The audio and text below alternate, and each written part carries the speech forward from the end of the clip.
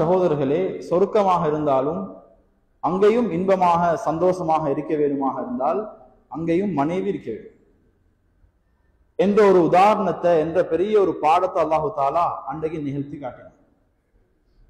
இன்னைக்கு உலகத்துல எல்லா இடங்கள்லையும் திருமணம் நடக்குது, மக்கள் திருமணம் முடிக்கிறாங்க. அது முஸ்லிம்களாக இருந்தாலும் சரி, அந்நியர்களாக இருந்தாலும் சரி. இந்த திருமணத்தை அல்லாஹு தாலா ஏன் அறிமுகப்படுத்தினார்? குர்ஆன்ல இந்த திருமணத்தை பத்தி அல்லாஹ் என்ன சொல்றான்? குர்ஆன் சொல்லும் போது சொல்கிறது, லிதஸ்குனு இலைஹா, இந்த திருமணத்தின் மூலமாக வாழ்க்கையில சந்தோஷம், நிம்மதி கிடைக்கும். கணவனுக்கு மனைவியால நிம்மதி, மனைவிக்கு கணவனால நிம்மதி. இந்த ஒரு நோக்கத்துக்காக தான் அல்லாஹு தாலா திருமணத்தை உலகத்தை அறிமுகப்படுத்தி. இன்னைக்கு அந்த நிம்மதி சந்தோஷம் திருமணத்தின் மூலமாக எல்லாருக்கும் கிடைக்குதா? கிடைக்குது இல்லைன்னா அது ஏன் கிடைக்குது இல்லை? அன்பான சகோதரர்களே, இந்த திருமணத்தினுடைய வாழ்க்கையில அல்லாஹுடைய நபி ஸல்லல்லாஹு அலைஹி வஸல்லம் சிறப்பாக வாழ்ந்து காட்டினதை போல யாருமே வாழ்ந்து காட்டல. சில நேரம் ஒரு மனைவியோட வாழ்ந்தவர் கியாமத் வரைக்கும் அந்த மனைவியோட சந்தோஷமா வாழ்ந்திருக்க மாட்டார். அல்லாஹுடைய நபி 11 திருமணம் முடிச்சான். ஆனா அந்த 11 வாழ்க்கையுமே சக்சஸ் ஆன வாழ்க்கை, சந்தோஷமான வாழ்க்கை.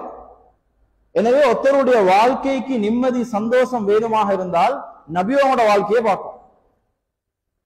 அல்லாஹுடைய நபி ஸல்லல்லாஹு அலைஹி வஸல்லம் திருமணம் முடிக்க முன்னாலே உபதேசம் சொல்றான். மக்கள் திருமணம் முடிக்கிற நேரம் ஒவ்வொரு சிந்தனையில திருமணம் முடிப்பான்.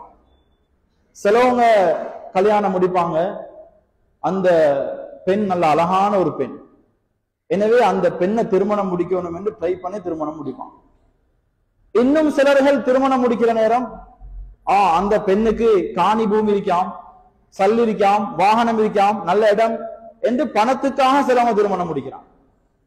இன்னும் சில ஆட்கள் நல்ல ஒரு ஃபெமிலி, அதுல நாங்க திருமணம் முடிக்க கொடுத்து வைக்கணும் என்றதுக்காக சிலவங்க திருமணம் முடிக்கிறான்.